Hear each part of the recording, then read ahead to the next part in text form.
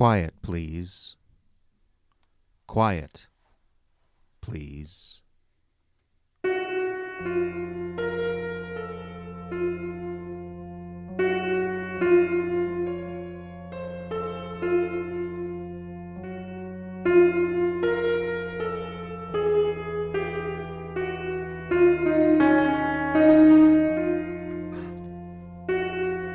This recreation of Quiet Please is brought to you by the Icebox Radio Theater from a script written by the great Wyllis Cooper. Tonight's story is called Tanglefoot.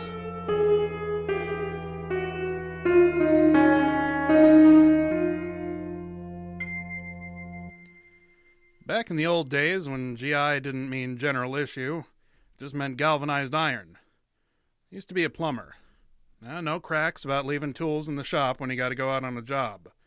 If a plumber took along all the tools he's liable to need on a job he don't know nothing about till he gets there, you need one of those moving vans to tote him. Just the same, what you can do with a 14-inch Stilson wrench and a mitt full of oakum, you'd be surprised at. This place where I worked, well, you ever smell a plumbing shop? I'll tell you what you smell. Oakum first thing. Like creosote, linseed oil, that's in the red ledger used on the joints and stuff. The smell of hot lead where the kid's melting down some little pigs you can put in your bag. Galvanized iron, yeah, sure, you can smell galvanized iron. Go past the bins where they keep the L's and the T's and the street L's and the couplers and the unions, all sizes, and four-way T's. You can smell galvanized iron all right. Then there's the smell of the rats that live back behind the bins, and gasoline burning in the blowtorches and the furnaces. And the thing I remember best of all, the smell of flypaper. My heavens, there seemed to be flypaper every place. I don't know. Maybe in the old days there was more of it, or more flies or something. Seemed like every place you went you ran into flypaper. Remember that smell? Like varnish with sugar in it. Like taffy that's got spoiled. Kind of a fascinating smell in a sickly way. Think about it and you kind of think, well, no wonder the flies smelled it and went for it. Smell? Oh, sure, flies can smell. They've got smellers that'd make a bloodhound jealous if he knowed it. Flies got lots of things. Got a jillion eyes, 6 fancy legs, wings, and a trunk like an elephant, only littler. Proboscis, they call it. Talk? Oh, no. Flies can't talk. Boy, howdy if they could. I know a lot about flies. I'll tell you about it. I can see it today. There was people living upstairs above the plumbing shop where I worked. That was the summer of 1915, I'd guess. Quite a while ago. They had a back porch hung over the back of the shop, made kind of a shed where we used to thread pipe, melt up scrap lead, stuff like that. And old Ricketts the horse, he used to be tied up in the alley with the wagon. When he was working back there, it was quiet, and shady and hot. All he could hear was Ricketts stamping his feet and swishing his tail at the flies. Maybe the whoo of the gasoline furnace. Whoever he was working with, moving kind of slow and lazy in the heat. Oh, boy, it was hot. I and Herbie, we was threading 3 1/4-inch black iron pipe. Yeah, you going to the boat excursion tonight, Buck? What boat excursion? Coffee Club. Percy singing night. I thought that was tomorrow. Nope. It's tonight. Well, that's good enough. Get another length of pipe. Hot, ain't it? 91, the thermometer says. In the shade.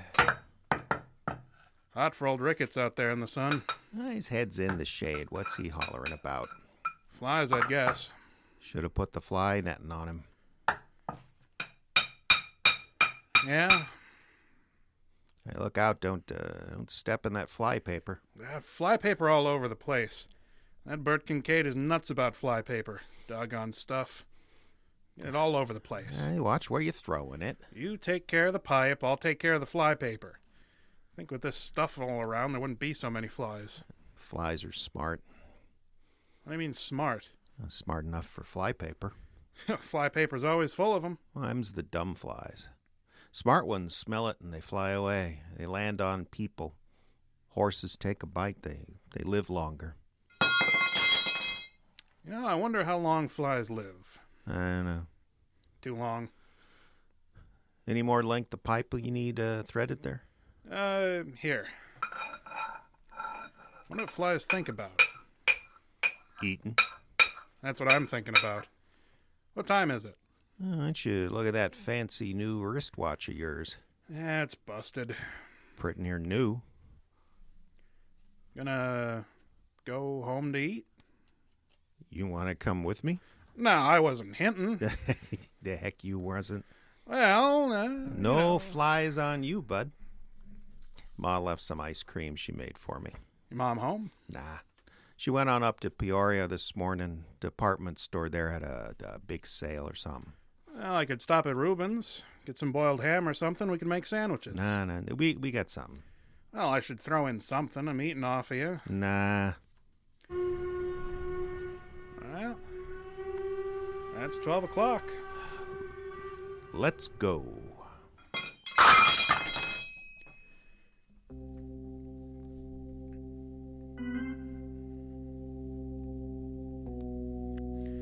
You ever hear of anything starting so simple and easy and not meaning nothing? Did all that mean anything? Huh. Well, you'll get it in a minute. You'll get a lot of stuff you don't expect. It all started that way. We were threading pipe and kicking flypaper around and stuff. We went for the ice cream at Herbie's house. Sitting in the kitchen where it was kind of cool. And gosh, I hated to go back to work. I hate to go back too, bud. I'd like to lay down, take a nap or something. Bert Kincaid'd can ya? Yeah. I wish I was a fly. Yeah, go bite Bert Kincaid. Bert's all right. Only thing's wrong with him is he's a boss. Flies, they don't got bosses. Huh? You want some more ice cream? I'll leave some for your mom. She don't like ice cream. Sure you don't want some more? No, I'm full. Thanks. Well, we can set a couple minutes more. It's only 20 to 1. Yeah.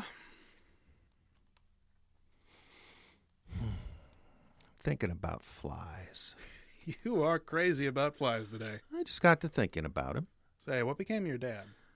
I'd like to be a fly out in the backyard. It's hot. I'd go down under the coal shed to keep cool. Yeah, you could handle one yourself. Wish I had a pet fly. You're crazy. If I had a pet fly, I'd fashion a rope on him, lead him around. That'd be a mighty itsy-bitsy rope you'd have to have. Nah, this would be a great big fly. Big as a dog. Yeah, what kind of dog? Like that old collie Masterson had. Fly that big bitchy, you'd be ruined. I was looking at a fly under a magnifying glass the other day. Yeah, I seen one of those once. It's about the meanest looking face I ever seen. Great big eyes. Jillian eyes. Look at you from all over. Ari's, they're always washing their faces like a cat. You know, they carry germs. Yeah, sure. Germs. Oh, gee. Well, a big fly sure'd be something. Sure make a swell pet, though. If you could tame him. Oh, I'd tame him all right. Herbie the fly tamer. He'd be as big and as strong as a bull. Have to put a big chain on him. He'd fly away with you. Maybe I could train him to take me places, fly me around. Herbie, you're sure thinking of an educated fly. Flies are smart. Flypaper catches them good. Old Tanglefoot boy. You'd have to have a big piece of old Tanglefoot to catch this old boy. Ain't got that much Tanglefoot in the whole world. Ain't got no fly like that either. Oh boy, a fly that big. Hey, didn't you hear the whistle? Come on, 1:45. Yeah. I wonder what you'd feed a fly that big. Well, have to feed 'em people, I'd guess. Come on, let's go.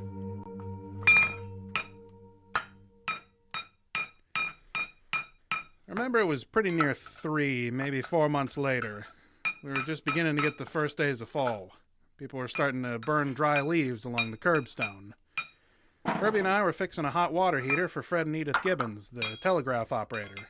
Live out there where Washington runs into Court Street. Kind of cool out there, I remember. Mrs. Gibbons, she was jawing at us because she said we were too slow. Wanted that hot water heater fixed right this minute. She wanted to take a bath before the chicken pie supper at the Christian church. She had to put the icing yet on 2 devil's food cakes, and could we please hurry up? She was all in a tizzy. Well, finally Henry came with the reducer tea we'd been waiting for, and Mrs. Gibbons went out to the kitchen to look at the cakes, and don't go batting things around and making my cakes fall, she said. And I said, yes, ma'am, for about the 40th time, and shut the door. And I lay down that ball-peen hammer, and I said, whew. Me too. Why can't women leave you alone? I get the union after. She thinks she knows so much about plumbing. Well, at least it's cool. What? Ah! Oh, that's the matter. I got my elbow in the fly paper. My heavens. What's she still got fly paper around for? Here, hold still. Let me do it. Ah! You gotta take the skin off, too? Here, squirt me some gasoline. I got guck all over me. Haven't been any flies around for 3 weeks. Give me some more of that gasoline.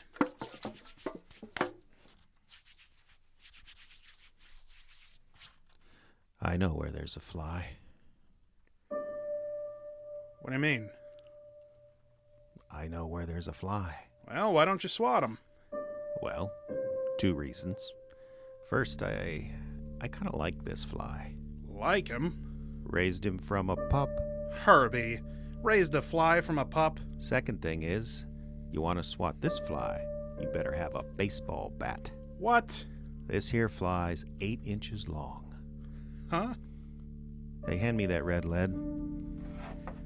How big you say this thing was? Maybe 9. Hey, where you going? Mrs. Gibbons! What are you calling her for? Mrs. Gibbons, call up the asylum. Herbie Butterworth has seen flies 9 inches long.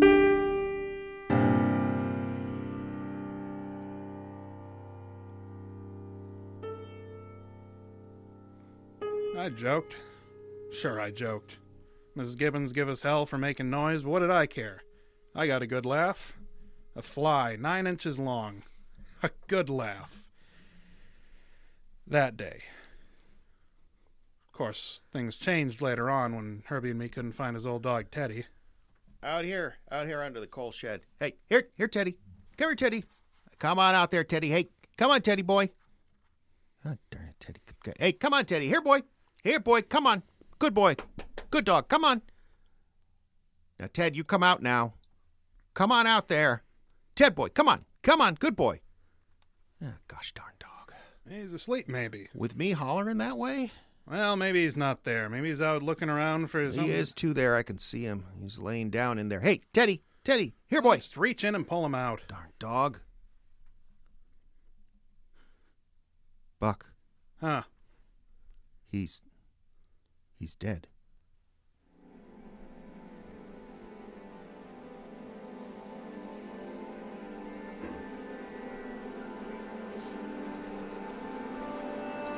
You ever seen anybody, anything, I mean, that a fly killed? No, I don't mean killed by putting germs on him or anything like that. I mean murdered by a fly. This here fly is 8 inches long. Maybe 9. This here fly that killed Teddy. That was Herbie Butterworth's dog. It was a hound dog that weighed 42 pounds on John Aper's scales the day before. This here fly just up and killed poor old Teddy. But maybe Teddy was scared to death by the fly first. Because nobody in the whole great big wide world ever seen a fly that was 8 inches long. Nobody but first Herbie, and then Teddy, and afterwards me.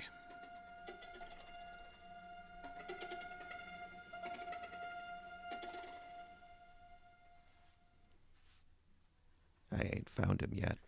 Well, maybe he got froze to death. Kind of scares me, Buck. How about you? When he comes after me, I'll bat him on the head. He'll come flying up to you. He'll come flying up. You won't even see his wings. You know how flies' wings is. You can see right through them. Well, maybe he's froze to death. Flies can't stand cold weather, they die. They don't always die. Sometimes they go into what you call a coma. And when they get warm, they come to again. And then they're hungry. Yeah, well, I think he's dead. We ain't heard of anybody croaking like a mystery. Not since Teddy. I can still see that dog. Try not to think about Teddy. Maybe you ought to leave around some fly paper. Big hunks of fly paper. I got fly paper. It's all around the coal bin where he was. Heavy enough? Don't have to be so heavy. If he lands on a hunk of Tanglefoot, it'll get all stuck in the hair. Hair? Hair. The hair on his legs. Flies got hair on their legs. Like real hair? More like bristles, little spikes, kind of. If he gets fly paper stuck in his legs, his wings, he ain't going to be skidding around so much. Maybe he's dead. Sure hope not. Hope not? Well, I kind of liked him. Till he ate on Teddy that way. Well, I'd be just as satisfied if I never get to see him. Must be quite a sight, though. Like looking at a fly through a magnifying glass. Sure glad he only got to be 8-9 inches long. Whew. Hate to lose him. You know, I could have put him in a circus or a sideshow or something. Make $1 jillion. Take him up to Chicago. People would come from miles and miles around. Yeah, or you could put him in a museum like that one in, what was it, New York? He was quite a thing. He used to eat mice. I went and caught mice, let him have them. You ought to see what he did to a dead mouse. No, thank you kindly. Seen what he did to Teddy. How'd you get him so big, Herbie? Secret, Buck. That so? I bet if he laid an egg, the pup would be bigger than he was. A fly egg. Bigger than a hen's egg. Bigger than a turkey egg. Well, maybe he's dead. Yeah. Comes after me, I'm going to shoot him with my old 12 gauge. Oh, you couldn't hit a balloon with a bull fiddle. I'd hit him all right. Oh, hello, Louise. How do you do? Hey, Buck, who's that?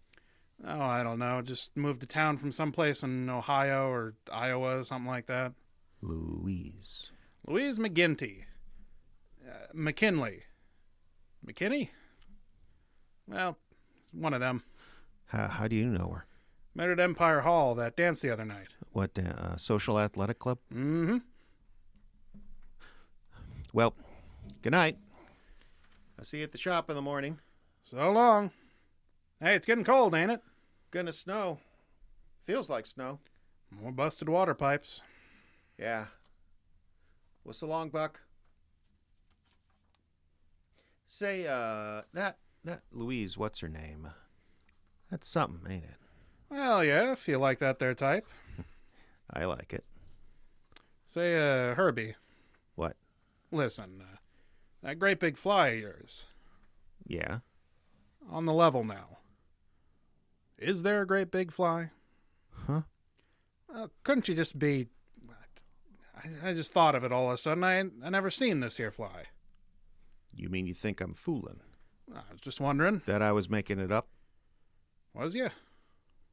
No, I wasn't making it up. I just wondered. Listen, Buck, I never made that up. I wished I did. I wished I never started making flies grow big. I ought to have stopped when one got this big. I don't know whether to believe you or not. Listen, Buck, when I think of what that there fly... You remember when we started way back there last summer, first started talking about it? Yeah? You remember what you said then? What? You said, people, you said. That's what we'd have to feed him. Oh, well, yeah, but I was just fooling. Listen, Buck, you already ate a dog. That we know about. What if he ain't dead by now, in all this cold? He must be, Must be what? hungry.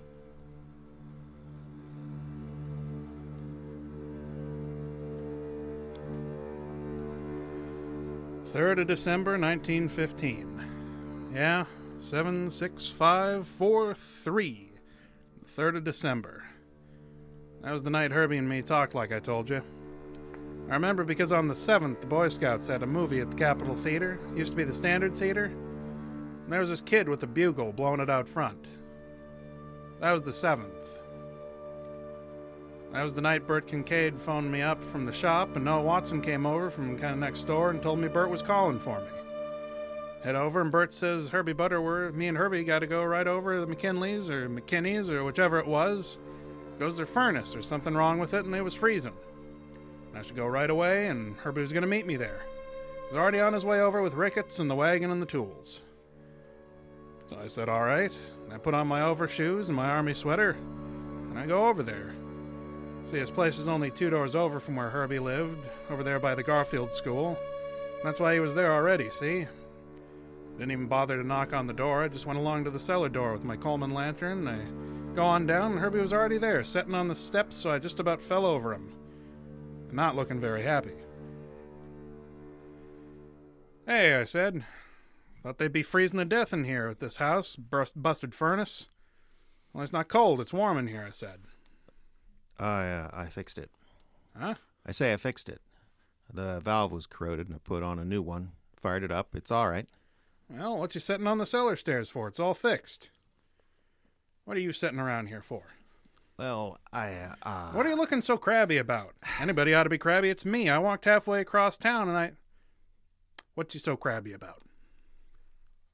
She's down there. Who? Louise. You know, the McKinley gal or whatever her name is. Where? Oh, so that's why I ain't welcome. Two's company, three's a crowd. Shh, shut up. Gonna make some time, huh? Shut up. She'll hear you. Where is she? Well, she went back there in the brazier closet. What for?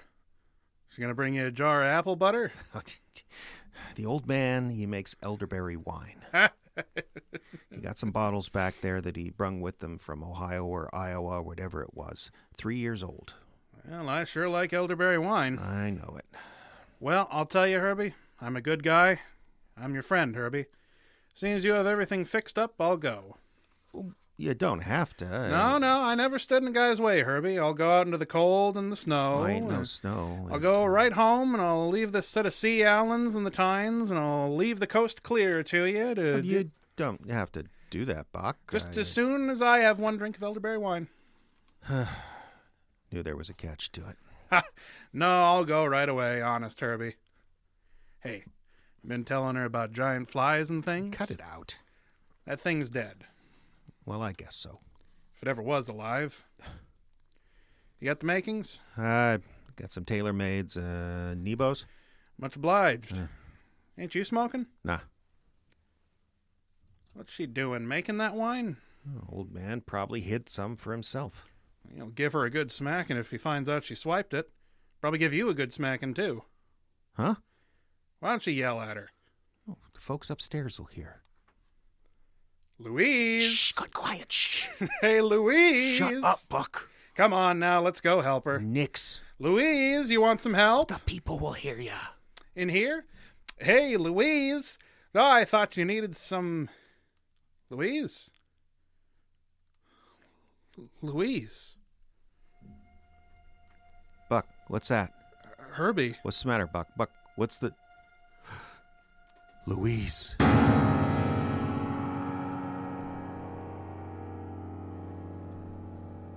I could recognize her by her clothes.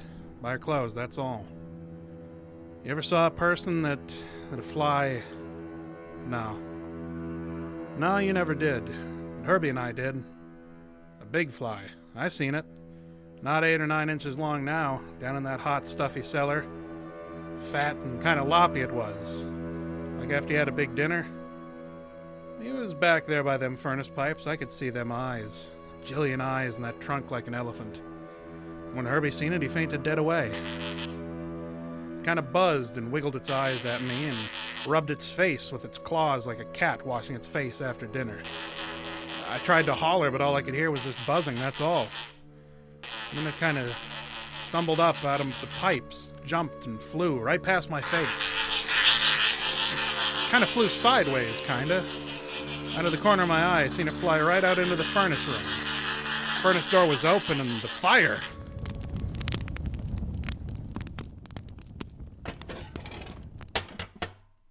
No, but you don't want to hear any more, huh? Now, there's only a little bit more, so I mean, you've come this far with me. Well, they put us both, Herbie and me, in jail. Said we murdered Louise, but nobody could murder anybody like that. There wasn't any other evidence. The fly was dead, disappeared. There wasn't anything to go on, so they had to let us go. That's pretty much the whole story, ain't it, Herbie? The egg. Oh, sure. I pretty near forgot about that egg. Bigger than a hen's egg. Bigger still than a turkey egg. Back there in the cellar behind the pipes. I didn't see it. Buck's seen it. But I never told anybody about it, did I, Herbie? Nobody but you. When they let us out of jail, we come back looking for it, but it was gone. There was a scrunching sound back there, so we looked, and sure enough, larva. That's what they call it in the books. You know, we took it away with us.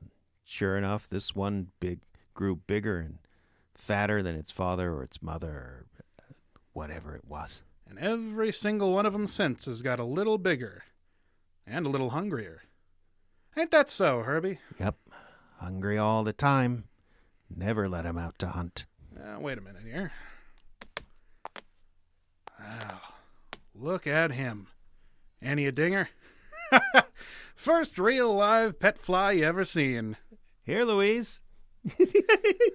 We call him Louise. Look at them eyes. Jillions of them. Look. He unrolled his trunk. Ain't that cute? Nice, clean face.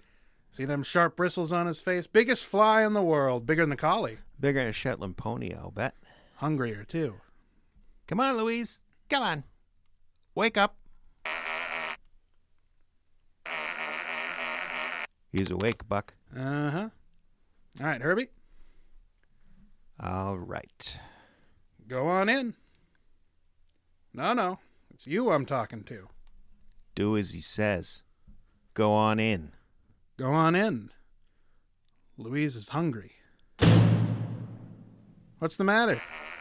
Can't move your feet? Sure. Stuck in something?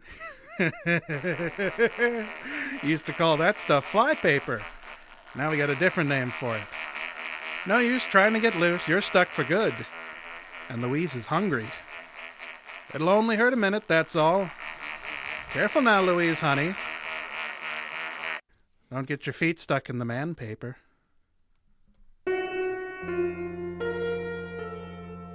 Tanglefoot was a recreation of a classic radio play that was originally broadcast on the program Quiet Please on June 6, 1949. The script was written by Wyllis Cooper. Tonight's recreation starred Justin Kapla as Buck and Jeffrey Adams as Herbie, who also directed this production. Tanglefoot was produced as a tribute to the original by the Icebox Radio Theater, who is solely responsible for its content. This production is intended as a tribute to the original, and the Icebox Radio Theater makes no claim of ownership to the script or story.